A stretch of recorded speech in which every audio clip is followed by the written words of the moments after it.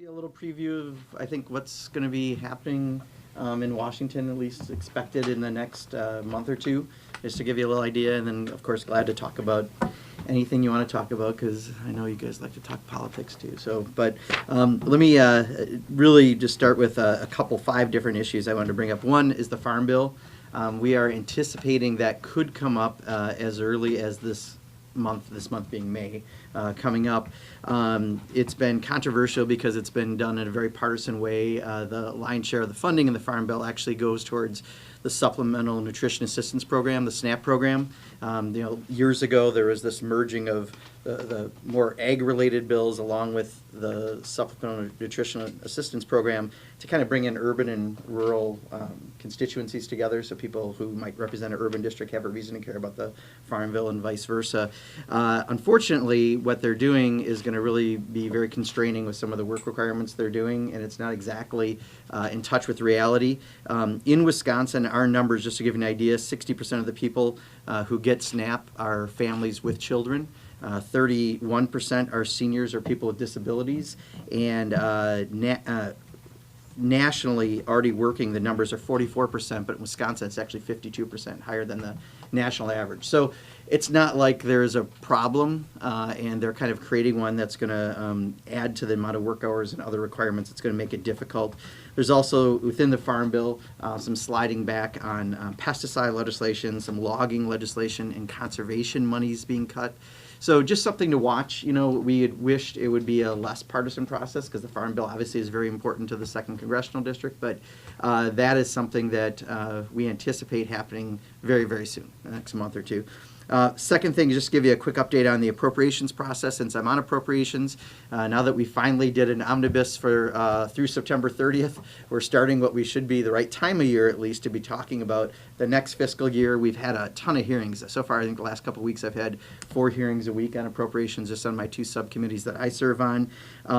There is, of course, the Trump budget, which will very likely not happen again, because I think from congressional Republicans looking at the committees I serve on, already saying that we're more likely to be closer to where we were in the last omnibus on spending levels. We're expecting, because of the dysfunction in Congress, nothing has changed. I know you're shocked. I can tell by all your faces on that one. So we expect minibuses to happen. That's the most likely at this point. So taking several of what should be the 12 separate bills and putting them together. And I don't think the president's idea on rescissions will happen. Rescissions are going back on the deal we just made and creating cuts on the omnibus. To do that would certainly instill a lack of confidence in, since our votes are usually required to pass any of these things. We've heard more strongly from the Senate, but pretty strongly also from the House, that they won't go along with that. So we don't anticipate that to happen. So again, the president's budget probably won't happen the way he wants it. He won't get his rescissions. Will likely have dysfunction. So far, everything I could tell you fits pretty much every bill that we talk about. But in appropes, that's something to look at, and those should start probably by June. I could see even those. We already started 2 markups in committees. The Milcon and the Ledge branch already had markups, so we're anticipating those to continue. Iran deal, there's a deadline of May 12th, whether or not the president will re-up the deal. We're hoping he will do what his friend, the president of France, just told us, which is stay in it, and pretty much everyone else in the world wants us to stay in it. I think it would be very dangerous if we did anything other than that.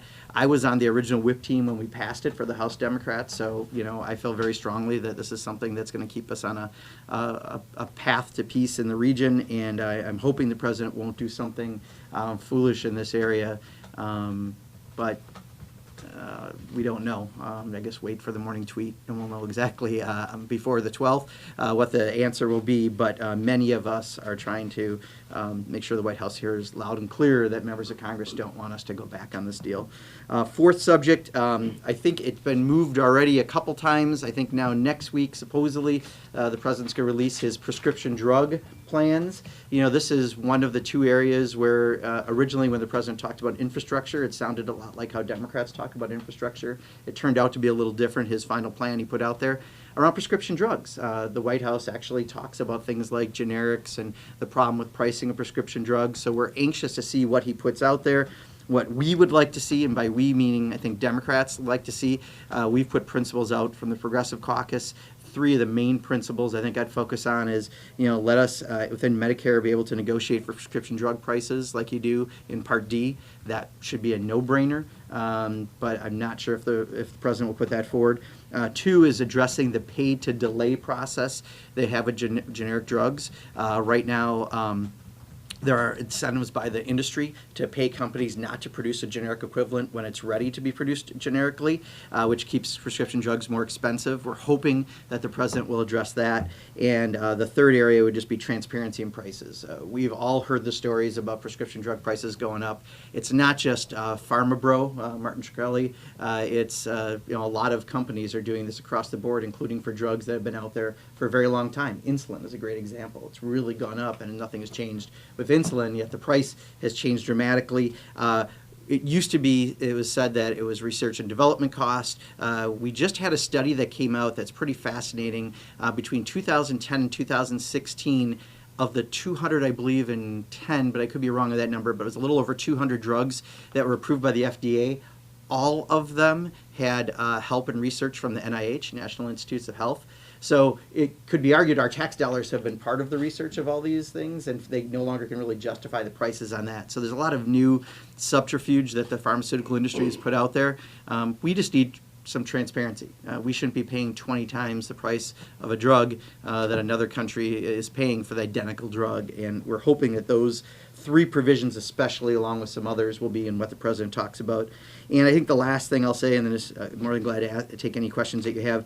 Net neutrality. There was a decision that repealed net neutrality by the commission last year.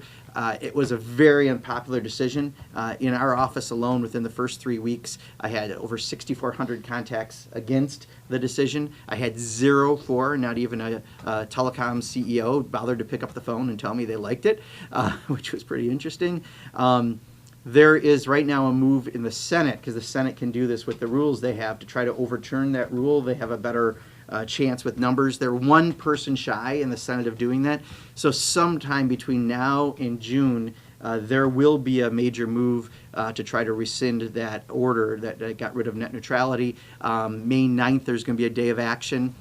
As you may know, unfortunately in Wisconsin, our governor and our attorney general have been silent on this issue. In fact, the attorney general did not join 23 other attorney generals that are fighting this decision. But everyone else in the state who actually lives here is fighting it. I can tell by my phone calls that's one of the strongest responses I've gotten since I've been in Congress on an issue. But look to the Senate. There's going to be some major activity, and as I understand it, Senator Markey's been leading this from Massachusetts. They're one vote shy, and that's pretty big and pretty important. We want to go around and have our town halls, what we hear from people. So that's the quick updates I wanted to give. There are a lot of things that could happen or we expect to happen. As you know, Congress is Congress, so not all those things happen like when they're supposed to, but those are things that realistically, I think in May and June you could see happening. So if people have any questions, I'll be glad to try to answer them. Mark, Dan Cole, who is running for Congress here in Wisconsin, recently said that were he elected, he would not support Speaker Pelosi in that role. I mean, I guess, how would you characterize the caucus's support for her going forward? Yeah, I'll tell you, I think most of us, the attitude we say is we want to get through November. We think we have a great opportunity to pick up the majority based on everything we've seen polling-wise. And then we'll deal with the internal caucus election stuff later. But what really matters is that we have enough votes that we're in the majority so that we're now committee chairs and subcommittee chairs, so we can actually govern as opposed to what's been going on since 2010. So, Dan's opinion is great and everyone else's, but we're just trying to focus on getting through November, and then we'll deal with leadership elections at that point.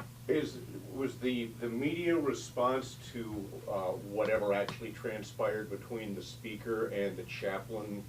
I mean, is that overblown, or is this a legitimate thing that people ought to be paying attention to? Yeah, I think this just shows if anyone had any question left that Congress is dysfunctional, this is a great microcosm, right? The Catholic Representative Paul Ryan fired the Catholic priest who's our chaplain, and won't exactly give a reason other than we've been told by the Republican members it's because he mentioned about taking care of the poor during the tax bill in a prayer. it's a bizarre experience, but in Congress, bizarre is the normal. So, I think people are rightfully so upset. We at least want information about why. I mean, if there's a different legitimate reason, put it on the table. But unfortunately, Paul's doing his very best to avoid this conversation, just like he avoids his constituents. And he's pretty effective at that. So we haven't really gotten a hard answer from him. But it certainly is dysfunctional at best. And at least I think we deserve a reason to know why someone is fired if it's something that's really out of the norm of how Congress operates. Has this broken cleanly on partisan lines, or have there been some Republicans who want answers as well? I think there's a lot of people who want answers. I mean, again, privately, members are not what you see, in the nightly news. I mean, we cover, 20, 25 people in Congress on a regular basis, and that's about it. But if you talk to rank and file members, they're nervous about November. They're nervous about, things like this. Many of them, especially on the Appropriations Committee, because we don't have a lot of Tea Party people, are the mainstream Republicans you can get business done with. They wish we could get things done. So I think, it's a frustrating place. There's a reason why so many Republicans are bailing from running this year. It's because of the dysfunction. Are you supporting a candidate in the 1st District? Yeah, Primary? yeah. Are you, which one? Randy Bryce. Randy Bryce. Yeah. What, have you, Any comments about Brian Style entering the race? I think it's amazing that they couldn't find a single sitting elected official in the district that decided they want to move up to Congress, because I think from my conversations with them, they realize that the odds aren't great that they're going to move up to Congress, and the fact that they think the best comparison they have to an iron worker in a district that's largely been deindustrialized over the years. I grew up there. 14,000 people used to make cars in Kenosha, 7,000 made cars in Janesville, 2,000 made car parts. No one does today. The best they could find was a former driver for Paul Ryan, who's a corporate attorney. I like corporate attorney versus iron worker. I think it's a great contrast. So we'll see what happens with the voters down there. But I plan on spending a lot of time visiting my mom in the next few months. Have you talked to Peter Barca at all about him possibly getting into the race, and what advice would you give him if you haven't had that conversation? Yeah, I've talked to Peter about it, and I think I'd, at this point, prefer to keep that conversation private. Peter's a very old and dear friend. I've known him since I was 14. He used to run the friendship camp for kids with disabilities, and I used to do magic shows out there, so we go a ways back. I have a lot of respect for Peter. So you knew magic was going to come up somehow, right? You just had to give me an opening. That's all. I just had to find it. Pictures now. There you go. I know. I had hair. Let's put it that way. It's pretty weird. Given that you support Randy Bryce, did you try to convince him it would be a bad idea to get in the race? I think I tried to explain kind of the realities I think that are out there. It's difficult to put a campaign together in, 3.5 months before a primary. And, let's face it, an iron worker scared away the Speaker of the House of Representatives from running. That speaks volumes. Had he not made up his mind when you talked to him? Yeah, I think Peter's still thinking about it, yeah. what about this big sprawling primary in the governor's race? Are you going to be supporting anyone, or are you going to just watch that unfold? I'm waiting till it gets down to I can count on my hands and toes. I don't know if we're quite there. I think maybe I could now, I guess, officially with the toes. My goal has been to stay out of the primary and to make sure that we all keep focused on who they're trying to defeat, which is Scott Walker and not each other. So you won't be endorsing anyone. You're going to see who wins the Yeah, race. I honestly, I talked to all the candidates. I have told them all the exact same thing, that Foxconn is radioactive toxic across the state, not just in my district, but anywhere I go. And if they want to be elected governor, they should understand how toxic, radioactive the issue of Foxconn is, and how out of touch the governor was when he did that. So, but I give advice to all of them. I talk to all of them. I think we have a good slate of candidates, and I think any of the major candidates can get elected in November. Put it this way, what sort of attributes do you feel like Democrats need in their nominee? Is it personal attributes? Is it issues like Foxconn that you want to see the nominee? I think any candidate right now, people want authenticity. Don't go up there and give a measured speech. Don't be afraid to speak your mind, even if people might disagree with you. People would rather know your thought process. So be honest, be genuine. Don't be Scott Walker. It's pretty easy. And beyond that, be for school funding, be for improving our infrastructure, be for a different set of development than Foxconn. And I think you're going to connect with the vast majority of voters. Why are you endorsing in the first but not in the governor's primary? Because I think my best role in the governor's primary really is to keep peace among all the candidates. I mean, I think there are a number of really good candidates. And I want to make sure that we take the governorship back. So I think the best role I can play is just trying to make sure that everyone realizes, again, who they're trying to defeat, and it's not each other. And if they go after each other, I think every now and then you may see me pop up on Twitter or verbally and say something. And I'm asking others to join me in doing that. Do you see this as a 1 or 2 person race right now, as some have said? No, I think it's a pretty open race. I mean, at this point, there's a number of people that are, I mean, Tony Evers has the inside track, right, based on all the polling, but I think who gets that second and third and maybe fourth track is still very fluid.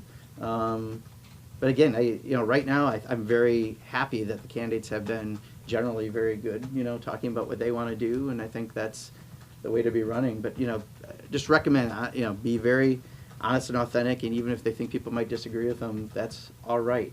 People actually are desperate for that right now. Vice President Pence was in Milwaukee last week. What do you think that says about Republican prospects in the midterms? Yeah, I mean, in general, their prospects are really tough, especially on the House side, I guess, because I know that the best. I mean, we need 24 seats to flip the majority. It used to be, I said, thanks to gerrymandering, there's 70 competitive districts in the country. Then we changed the map to 90. And last week I learned we changed our map to 105 districts. That means you're going into regions that we never thought. Like you're talking 10 plus, 12 plus Republican districts that think we're competitive because of either a candidate we have or the demographics of the district. So it's a pretty wide field. And I would argue when you look at just Wisconsin specific, if you look at that Supreme Court election, I don't think either of the candidates themselves especially stood out, but what we saw was really interesting in the voting patterns. And again, that more Democratic base came out because they're very unhappy with what's going on. The Republican base isn't exactly motivated to come out. And even issues like NRA that used to be, very difficult conversations in Wisconsin, especially in certain parts. 49% of the people in Sean Duffy's district voted for Rebecca Dallett, 50.5% in Mike Gallagher's. That's the top 2 parts of the state. I mean, that's telling that people are starting to understand NRA is not about people who care about hunting or personal protection. NRA is about gun manufacturers and profits and having a bigger garage than your neighbor. And as long as, people really are relating to that right now, that puts us in even a better position because you can't put another fear issue out there. No one's after anyone's hunting rifle in Wisconsin, period. And now we can start to have an intelligent debate about it. Republicans are counting on, economic growth and their tax, their tax law to be a big part of their message in the midterms. What is going to be the counter argument? The economy is growing, unemployment is low. Some people are going to start to notice smaller withholdings from their paychecks as a result of this tax bill. What's going to be the counter argument to those types of things that people are going to be seeing from your caucus? I'll tell you, so while there were modest, cuts for the middle class that aren't going to last in 10 years in the tax bill, all the polling is showing people don't support this because they still understand 83% of the money in a decade go to the top 1% and 2%. So they're not buying the stuff they're selling. I'll use stuff since there's cameras. Will they start to buy it more, though, when they start to notice those withholdings from their paychecks getting smaller? Previously it was all kind of a theoretical thing. People were reacting to me. But you're already getting that. You're already getting that. And the pollings are coming out, and people still say this is a raw deal.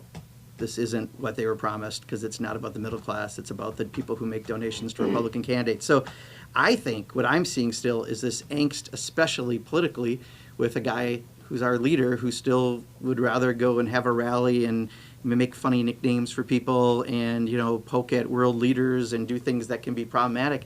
That's what people are nervous about. That's what all these elections around the country. Last Tuesday, there was the 40th special election or election in an off cycle where a state legislative seat flipped from Republican to Democrat, and only 4 have gone the other way. That's 10-to-1 ratio. I'll take that any day.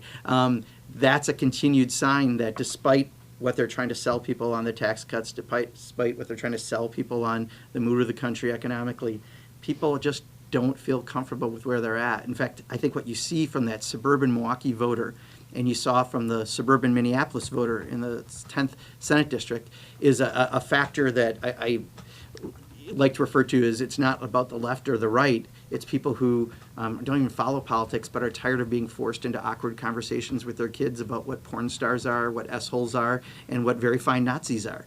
like they're just tired of these conversations. So we're watching them come out and vote with us across the country. So whether it be Connor Lamb's race in Pennsylvania, our own races in Wisconsin, you know, that supersedes a lot. No one wants to be forced to have those kind of conversations. So there's a lot of reasons that that angst is still out there, and they're not buying that the Republicans actually looking out for anyone but their base, which is, again, their donors and the wealthiest. And that, again, is just showing up over and over and over in all the polls. International politics Yeah. question. About a week ago, we spent over $2 billion of taxpayer money to throw a bunch of missiles at Syria. War Powers Act was not invoked. Paul Ryan claims it was authorized under the AUMF from 2001. Right now, there's work going on to rewrite that AUMF. What's the status of that? Where's that going, and what's your feeling? Yeah, about so it? there's a bipartisan one that was introduced that's a really bad idea because it still leaves it open, never ending, a little too loose. And again, this has been a violation by Democratic and Republican presidents. So this isn't anti-Donald Trump. This is anti-executive power when the Constitution says Congress has that authority unless it's in self-defense. We have to be consulted. We haven't been since 9/11. Now, there's another one that's being put together right now by Senator Merkley from Oregon, and I think that one, while I haven't seen the language, sounds like it's closer to what we've been arguing for. But just let us have a debate on Congress about what our role is, what the Constitution actually says, not leaving something that's completely open-ended and not fulfilling our constitutional responsibility to have a say.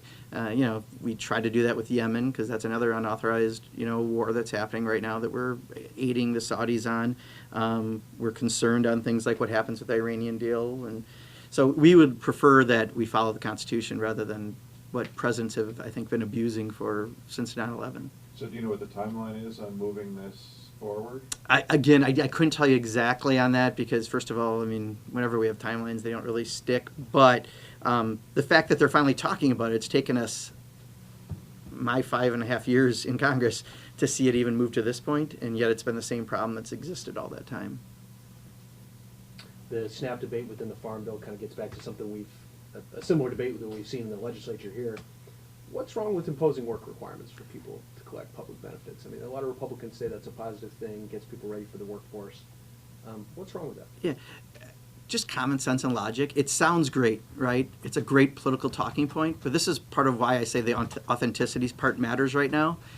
Actually go talk to some of the people they're talking about. I met a woman in Janesville who is disabled, and by disabled, not maybe by first glance, but once you have a conversation, you understand why it's hard for her to find work. She's one of these people that's going to be affected by this because she's not likely to find the work that's out there. When you look at the percents, 68% are families with children, and again, in Wisconsin, 52% are already working. So this is like a talking point, right? Seniors aren't going to go to work. People with disabilities can't, and most people already are working. So what you're going to do is go after some people that have kids and some people that aren't able to get a job. Otherwise, they would. No one gets rich off of SNAP. This is like the biggest, farce that's out there. You make about $100 a month per person on SNAP. $100 a month. This is not like a big amount, and yet it's the biggest program that keeps kids out of poverty in the country. So I don't know if you remember, but my first session, I did the SNAP challenge. I lived on SNAP for a week, and that's when it was $31.50, and now it's like $28 or something. It's even less. It's gone down in real dollars, not just adjusted dollars.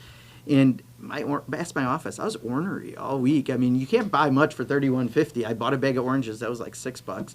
I had my ramen noodles, my peanut butter, all the stuff that you can buy. Not a lot of nutrition that's in there because you just can't afford it. For them to worry about programs like that when they're doing tax breaks that are going to benefit the top 1% and 2%, again, people are calling BS.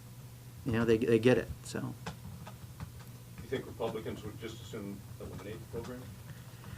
Well, I think there's a lot of programs that if they could, they would. Paul Ryan would love to before he leaves. He got his tax bill done. He would love to privatize Social Security and voucherize Medicare on the way out.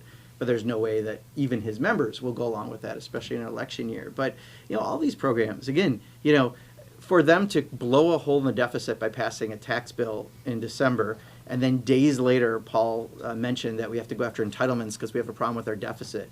Again, real people aren't nearly as stupid as they think they are. And I think that's the problem they're having, is their rhetoric is finally completely caught up with them. And the bottom line is people just don't believe that they're actually looking out for them and their family, because they're not, unless their family happens to be the Koch family.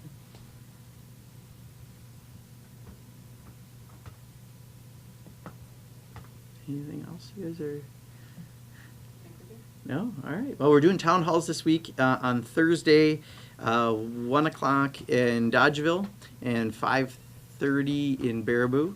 So if you're so inclined, come on up if you need it. Nice, beautiful drive in the weather. So great. What's your read on the 42nd I- special? Honestly, I don't know enough about it. I was impressed that they seem to really be organizing strongly around those, but I know the numbers are pretty deep on a district like that, but I haven't followed it close enough. Yeah. Yeah. Great. Thank you. Yeah, thank you. Appreciate it. Sure.